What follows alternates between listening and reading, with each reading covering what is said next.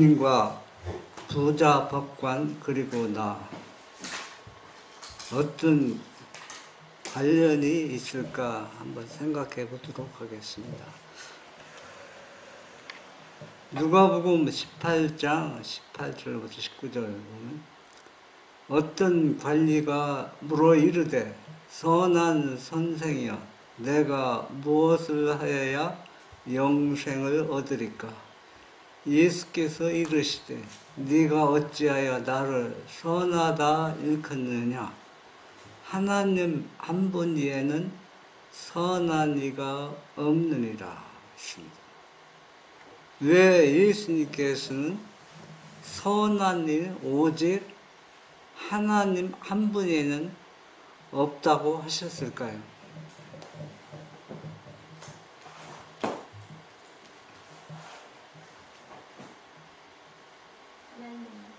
이 부자 법관이 예수님을 보고 예수님을 선한 선생이라고 얘기했는데 이 법관이 선한 선생이라는 그 말은 이 선한 선생이 어떤 존재인지 확실히 알고 얘기한 것이 아니라 잘 모르고 얘기한 것입니다. 예수님이 선한 선생은 오직 아버지 하나님 한 분이라고 말씀하신 것은 여기에서 선하다는 의미는 십계명 율법과 일치함을 얘기해 주고 있습니다. 그러니까 예수님 자기 자신은 선하다고 얘기하는 것이 아니라 나는 오직 아버지가 보내서 아버지 것을 가지고 내가 모든 일을 하고 있다고 생각하는 겁니다. 그러니까 이 부자법관이 예수님을 선하다는 것은 예수님의 행위의 어떤 한 면을 보고서 다른 사람과 조금 다르다고 얘기하고 있는 것입니다. 그러니까 예수님은 그것을 딱 잘라서 말하는 것입니다.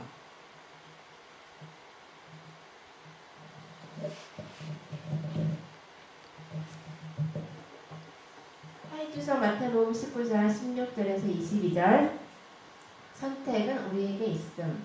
그리스도의 말씀은 너희 섬길 자를 오늘날 택하라는 바로 그 초청을 법관에게 주신 것이었다. 선택은 그에게 달려 있었다.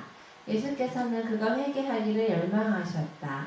예수께서는 그의 품성에 병든 곳을 그에게 보이셨으며 청년이 그 문제를 고찰함으로써 생길 결과를 얼마나 깊은 관심으로 주목하셨던가.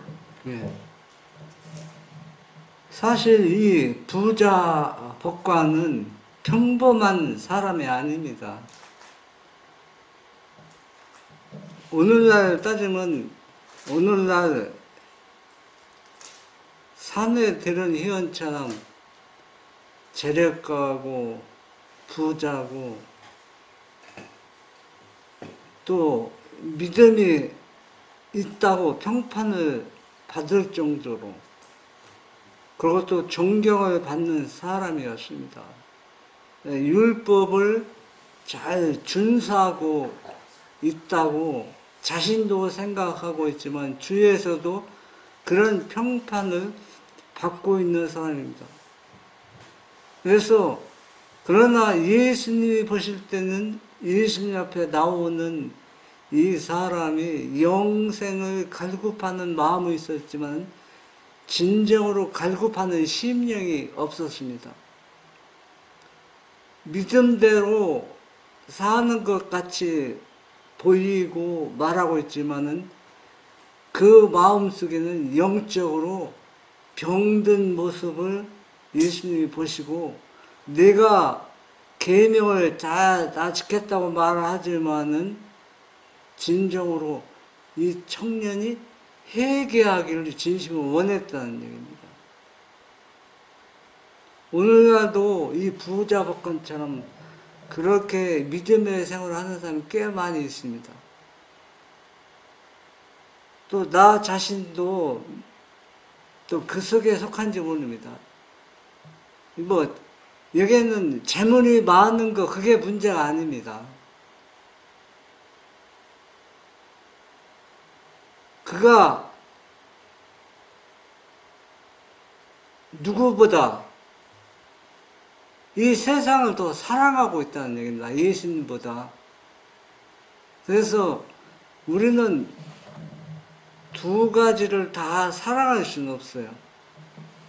세상에 치우치든지 예수님께 우리 마음이 기울어지든지 그렇게 되었는데 대부분이 옛날이나 지금이나 모든 사람들 다 세상으로 치우치고 기울어져 있다는 얘기입니다. 그러면서 예수님을 사랑한다는 얘기는 영적으로 병든 모습을 보여주고 있다는 얘기입니다. 만일 그가 그리스도를 따르기로 결정하였다면 모든 일에 그의 말씀을 순종하였을 것이다. 그는 그의 야망적인 계획에서 돌아서야 하였다. 그는 하늘의 보화를 원하였지만 그의 재산이 가져올 속세의 유익도 또한 원하였다. 그는 이런 상태에 놓여 있음을 슬퍼하였다. 그는 영생을 원하였으나 자원에서 희생하기를 원하지 않았다. 영생의 값이 너무 큰 것처럼 생각되고 재물이 많음으로 그는 슬픔으로 떠나갔다. 네. 그 예수님을 믿으면서 자신이 하고자 하는 일을 그 야망으로 그 예수님을 믿는 사람들이 있습니다. 왜냐하면은 그 예수님 이름 아래 예수님 사업하는 것처럼 하면서 자기가 펼치고 싶은 야망을 펼치는 것은 이 부자 법관이와 그런 모습입니다. 그러니까 예수님은 그 마음을 벌써 다 읽었습니다. 그래서 예수님께서는 네가 나를 따라오려거든 뭐하라? 하나님의 말씀을 순종하라는 얘기입니다. 우리가 하나님의 말씀을 순종하다 보면은 내 야망을 펼칠 수가 없어요. 여기서 우리가 알아야 할 것은 예수님께서는 그가 가지고 있는 재물을 다 불쌍한 사람들에게 나눠주라는 얘기는 아닙니다. 그러면 예수 믿는 사람은 땅도 없고 아무것도 없어야 되잖아. 다 불쌍한 사람은 줘야 되니까. 그런 의미가 아니라는 얘기입니다. 이 부자법관은 예수님의 사업을 하기 위해서, 투자하기 위해서 하나님께서 특별한 재물의 축복을 주었는데 그 재물을 하나님의 사업에서 투자를 않고 있다는 얘기입니다. 왜 않고 있습니까?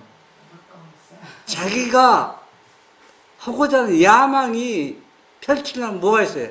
재물이 있어야 되는데 그걸 예수님 포기하라는 얘기입니다. 잘못하면은 너 모든 것을 다 재산을 버리고 나를 쫓으라는데 그런 의미는 절대 아니라는 얘기입니다. 네 야망을 나를 위해서 내게 쏟으라는 얘기입니다. 그러니까 이 부자박관이 그렇게 하면은 자기가 하고 싶은 일을 못 하잖아요. 영생은 원했지만은 그러나 자기의 야망을 포기할 수 없었다는 얘기입니다. 하나님의 계명을 지켰다는 법관의 주장은 기반이었다. 그는 재산이 자기의 우상임을 보여주었다. 세상을 첫째로 사랑하면서 그는 하나님의 계명을 지킬 수 없었다. 그는 하나님의 선물을 그 주신 분보다 더욱 사랑하였다. 그리스도는 청년에게 당신과 친교를 맺도록 제의하고 나를 따르라고 말씀하셨다. 그러나 그에게 있어서 구세주는 사람들 사이에서의 그의 이름이나 재물만큼 귀중하지 않았다. 예. 그러면 이 부자 청년이 계명을 지켰다고 예수님 앞에 당당히 말했습니다. 근데 왜 예수님은 뭐 기만이었다고 말씀하셨을까요? 예수 믿는 사람들은 사실 이 부자처럼, 법관처럼, 이 청년처럼, 관원처럼 하나님을 위해서 일하다 보면 불쌍한 사람들은 그 부자 주위에는 항상 있습니다. 왜? 하나님께서는 부자 옆에 가난한 어려움 당하는 사람들 곁에 놓아서 그 사람의 품성을 시험하고 있습니다. 그런데 하나도 그런 사람들을 예면하고 도와주지 아니했다는 얘기예요. 그래서 예수님은 그걸 훤히 보시고 이 청년에게 말하는 겁니다. 네가 계명을 지켰다면은 네 가진 재물을 투자해서 그 사람들 도와줬어야 했는데 너는 그런 일을 하지 않았다. 그렇기 때문에 너는 계명을 지켰다는 것은 주장은 기만이라고 말하는 겁니다. 여러분, 하나님을 믿으면서 내 주위에 어려운 사람들이 있는데 그런 사람들을 하나도 도와주지 않고 외면하면서 믿음의 생활을 믿는 것처럼 믿음을 생활을 하고 있다는 얘기는 이 부자 청년처럼 완전히 기만적인 생활을 할 수밖에 없다는 얘기입니다. 예수님께서는 그렇게 볼 수밖에 없다는 얘기입니다. 보이지 않는 하늘 보화를 위하여 보이는 그의 세상 재물을 포기한다는 것은 너무 큰 모험이었다. 법관은 영생의 초청을 거절하고 떠나갔는데 그 후로 그는 세상을 자기의 경배를 받을 것으로 삼았다. 무수한 사람들이 이와 같은 시련을 통과할 때 그리스도와 세상을 저울질해 보고 세상을 택하는 자들이 많다. 저들은 젊은 법관처럼 나는 이분을 나의 지도자로 받아들이지 않겠다고 마음속으로 말하면서 구세주에게서 떠나간다. 예. 이게 우리가 생각해 볼 때는 쉬운 일이 아닙니다. 그러면 예수님께서는 이 청년에게 네가 가진 그 재물을 어려운 사람들 하나님의 사업에서 투자하고 나누어주고 나를 쫓으라고 한 예수님의 그 뜻을 이 청년은 이해를 못했다는 얘기예요. 왜냐하면은 이 청년은 야망이 있고 능력이 있습니다. 그것도 무엇도 갖고 싶어요. 영생도 갖고 싶은데 이 돈을, 이 자기 가진 재물을 예수님에서 투자하면은 자기의 야망을 펼칠 수가 없습니다.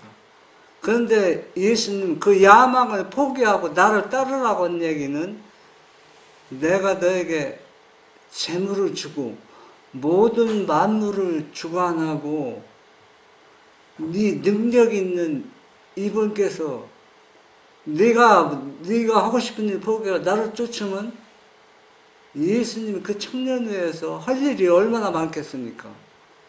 어?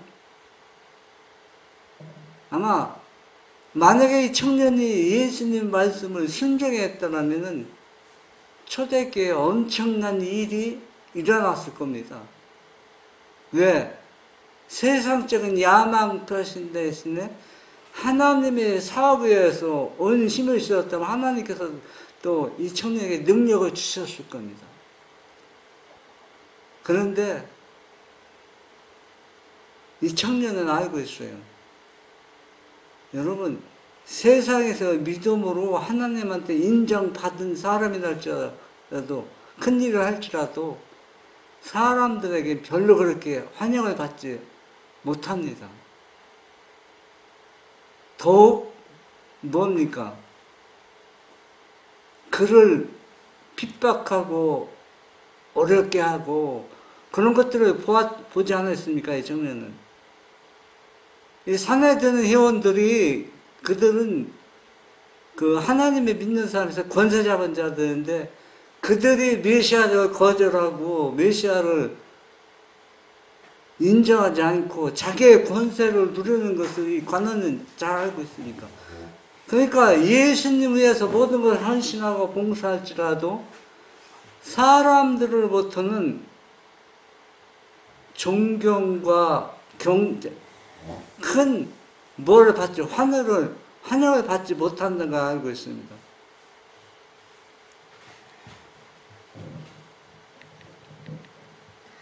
여호수아 24장 15절.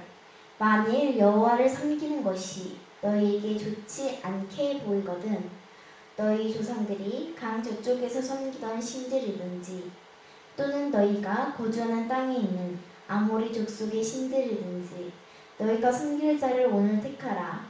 오직 나와 내 집은 여호와를 섬기겠노라 하니. 네. 이 말은 여호수아가 이스라엘 백성들을 모아놓고 한 얘기입니다. 이제는 여호수아도 이제는 백발이 되어서 이 세상 떠날 시간이 거의 이르렀습니다. 그런데 이스라엘 백성들이 계속 하나님께 배반하고 범죄하고 또 회개하고 또 범죄하고 회개하는 그 과정 속에서 이 백발에 놓이는 큰 염려가 있는 거예요. 그래서 이 백성들을 모아놓고서 지금 백성들에게 다짐을 하는 겁니다.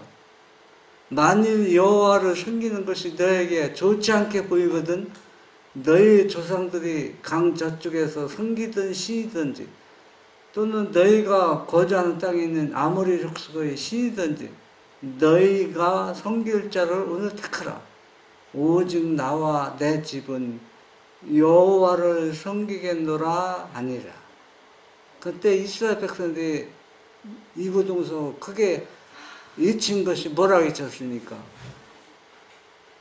우리도 여호수아 가정처럼 다른 족속의 그 신을 섬기는 것이 아니라 여호와 하나님을 섬기겠다고 큰 소리로 외쳤습니다.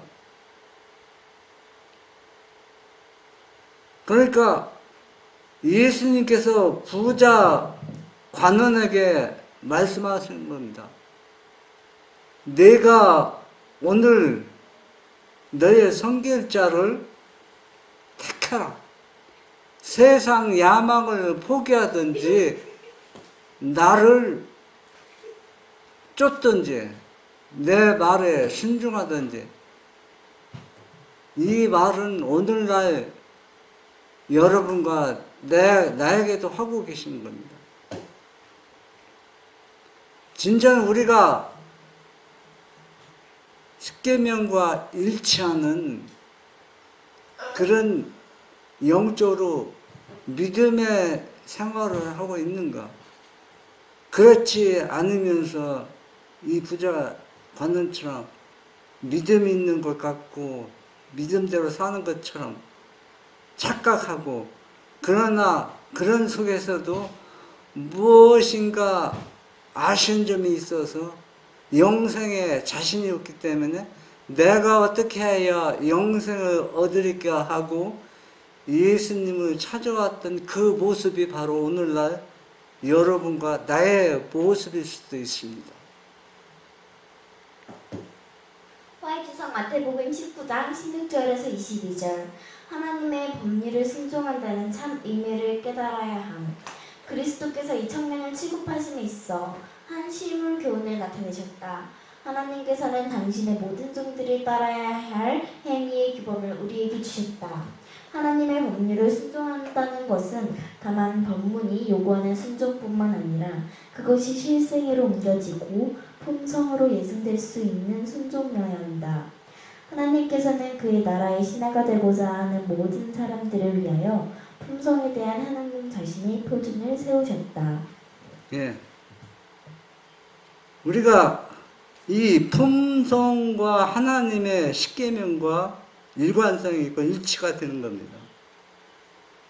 즉, 이 말을 우리가 현대적으로 쉽게 이해하고 우리가 취급한다면은 이 부자 청년은 모범적인 믿음의 생활을 하고 있는 것처럼 본인도 생각하고 주위에서 그렇게 보고 있습니다. 그렇지만 무엇인가 마음에 부족함이 있다고 생각하는 거예요. 그러니까 불안한 겁니다. 그러니까 영적으로 보고 자신이 없다는 얘기입니다. 잘 하고 있는 것처럼 생활하고 있지만, 그럼 우리도 똑같아요. 우리가 교회 생활에 정상적인 생활을 잘 하고 있습니다. 11금 잘 내고, 헌금 잘 드리고, 전도 열심히 해서 영혼을 구원하고, 또 지역사회에 봉사하고, 하나님이 원하는 대로 다 하고 있는 것처럼 생각하지만은 왠지 영생에 대해서는 자신이 없는 겁니다. 왜 그럴까요? 하나님의 말씀을 순종한다는 참 의미를 온전히 이해하지 못했다는 얘기입니다. 그러면 하나님의 말씀, 이 부자 청년이 십계명을 잘 지켰다고 장담한 같이 우리가 문자적으로, 교리적으로 일반 생활 속에서는 문제없이 모든 것을 다 잘하고 있는데 뭐가 일치되지 않느냐면 하나님의 품성과 내 품성이 일치가 안 되는 거예요. 그러니까 법문적으로, 교리적으로 일반적인 생활 속에서는 믿음의 생활을 잘 하고 있는데 쉽게 표현하면 내 품성은 개떡 같다는 얘기예요. 네. 그러면은 이게 문제가 보통 심각한 문제가 있고, 영적으로 예수님이 지금 이것이 한다면 네가 병들었다고 말할 겁니다. 그러면 모든 것이 믿음의 생활을 정상적으로 하고 있다면은 품성도 그것을 뒷받침해 줘야 되거든요.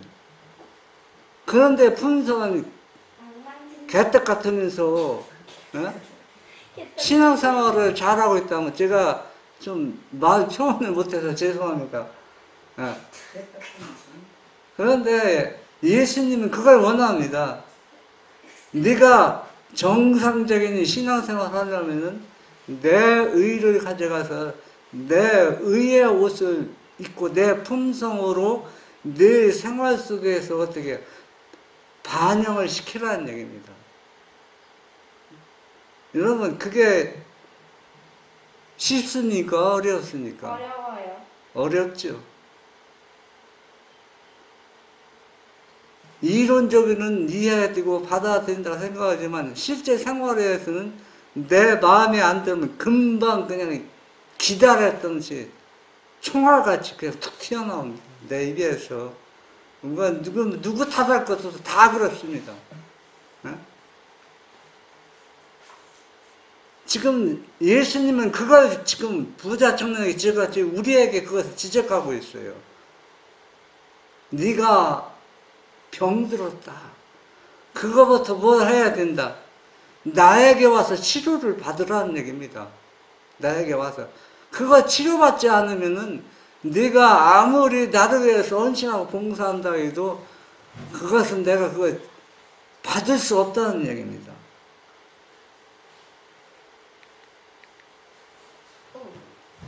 화해주상 마태복음 19장 16절에서 22절. 그리스도와 동역자가 될 수 없는 자만이 주여 나의 모든 소유와 나 전체까지도 당신의 것입니다 라고 말할 수 있는 사람만이 하나님의 자녀로서 인정을 받을 것이다. 하늘을 소망하니 무엇을 의미하며 조건들 때문에 소망을 버리니 무엇을 의미하는지 모든 사람들은 숙고해야 합니다. 그리스도께서 아니요 라고 말하니 무엇을 의미하는지 생각하라. 법관은 아니요, 내가 당신에게 모두 다 드릴 수 없습니다 라고 말하였다. 예. 우리가 그 예수님에 대해서 선한 선생이 어떤 존재인지 확실히 알아야 됩니다. 예수님께서 나에게 오라고 나에게 말했을 때, 우리에게 말했을 때는 어떤 마음으로 예수님이 말했는가? 즉, 예수님은 사람들이 그 당시에 선한 선생이라고 유대인 바리새인과 제사를 좀 특별하게 다르다고 생각했습니다. 다른데 어떻게 다르냐? 조금 선한 선생으로 보였다는 얘기입니다. 그런데 예수님은 무엇을 얘기하냐면 선한 선생은 오직 내 아버지 하나님 아버지 한 분밖에 없다고 합니다. 왜 한 분밖에 없다고 딱 얘기했냐면 나도 아버지의 것을 가지고 지금 살아가고 있다는 얘기입니다. 아버지의 선함을 그런 그 얘기는 무엇을 얘기했냐면 예수님이 아버지의 것을 가지고 살아가면 너희에게 내가 또 아버지의 것을 너에게 주겠다. 그러면 너희도 누구 것으로 살아가는 거예요? 선하신 분 맞으시잖아요. 선한 목자 맞지? 네. 그러니까 우리가 마지막 때는 그 뭐라고 합니까? 니꺼 내꺼 없이 상하는 거. 유무상통. 왜 유무상통이 이루어지는지 압니까? 그때는 확실히 그분에 대해서 아는 겁니다. 그러니까 니꺼 내꺼 없어요. 예수님 다 누구 겁니까? 예수님이 거고 예수님이 또 누구 거예요? 그때는 어차피 우리가 알 거니까. 내 겁니다. 내 거. 그러면 예수님이 다 내 거면은 내가 가진 거 예수님한테 다 주었는데 예수님께 다 준 게 아니라 예수님이 내 걸 받으니까 잃어버리니까 한 것도 없잖아요. 그래서 유무상통이 되는 겁니다. 니꺼 내 것 없이 다. 어? 왜냐하면 그분은 전능자하고 무한하신 분이기 때문에 우리가 상상 못할 것을 다 채워주시는 분입니다. 그런데 니꺼 내 거 따지면 그게 바보죠. 우리는 바보. 그러니까 우리가 병든 것을 먼저 치료를 받아야 그 일이 이루어진다는 얘기예요.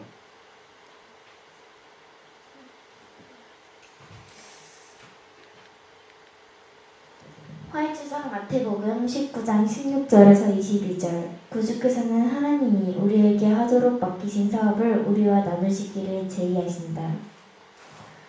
그는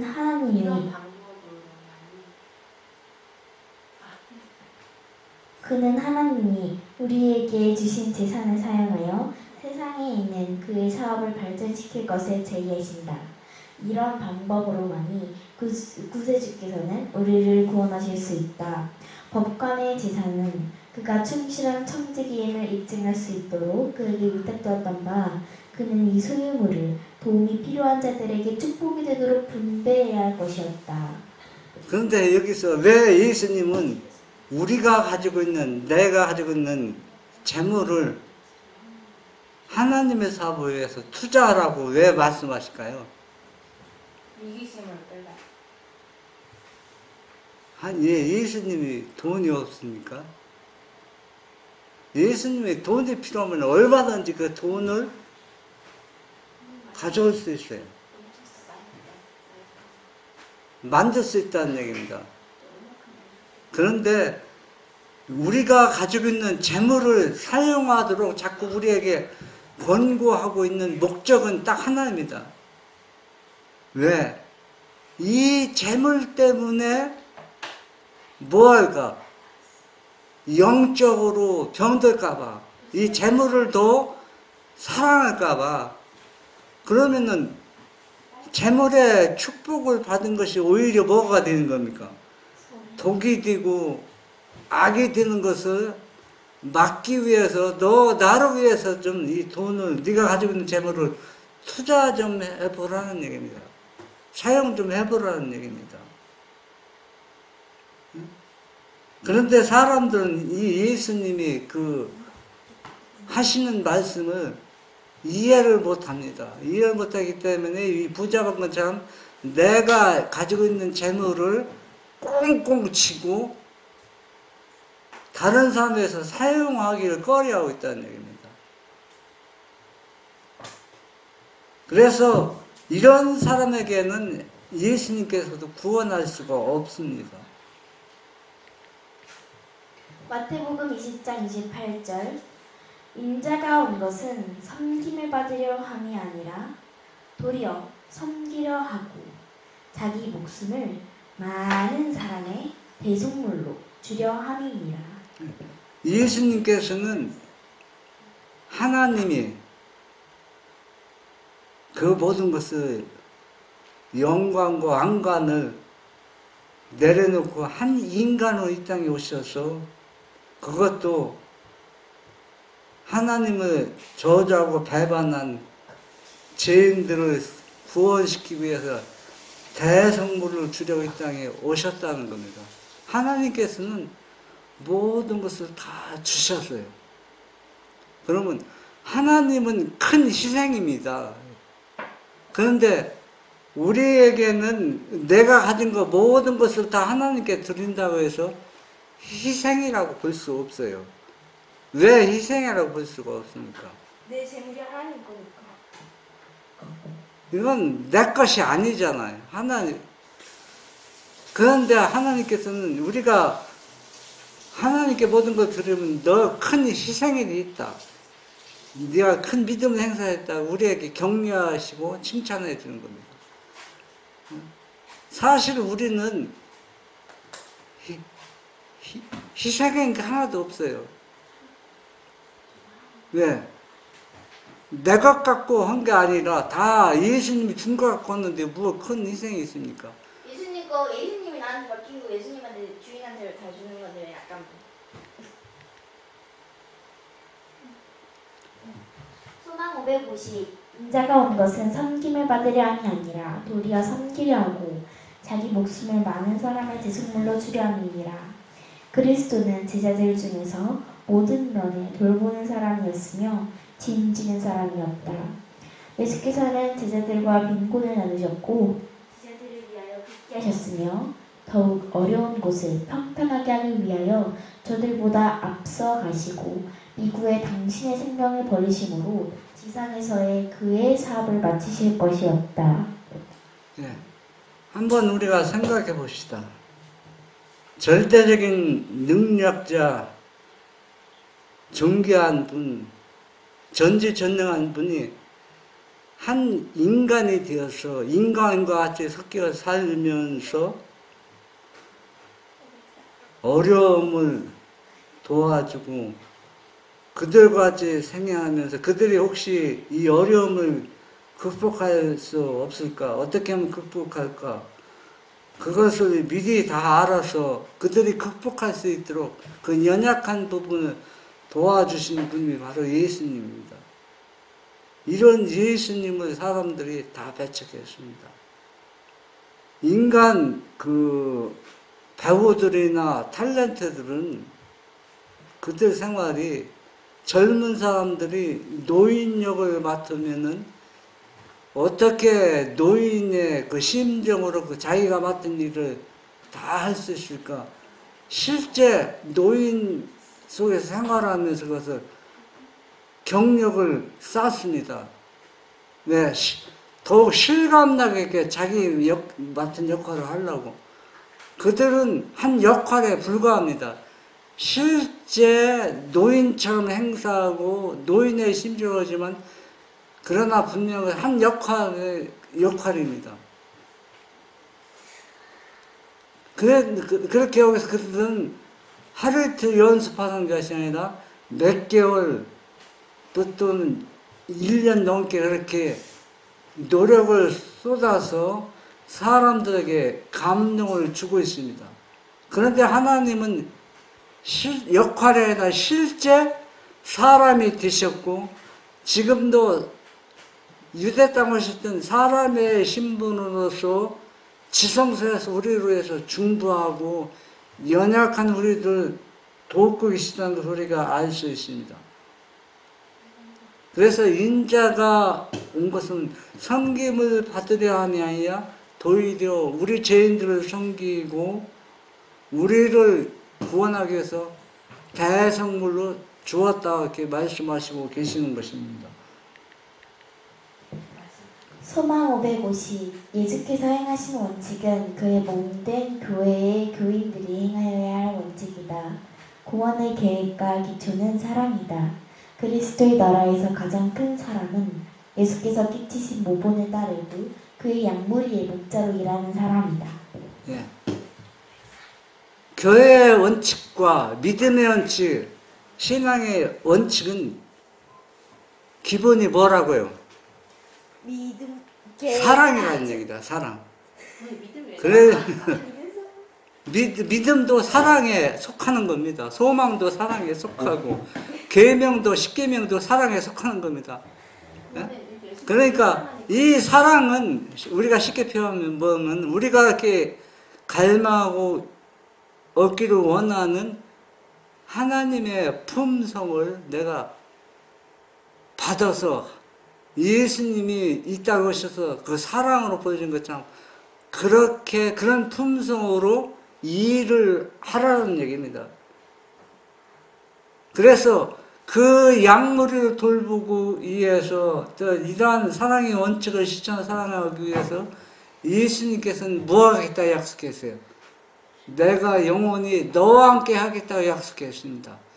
그래서 이 약속을 믿는 하나님의 진실한 자녀들은 이 사랑의 원칙을 우리 믿음의 생활에서 다른 사람에게 나눠주면서 하나님께 영광 돌리고 경배하는 사람이 될 수 있다는 얘기입니다.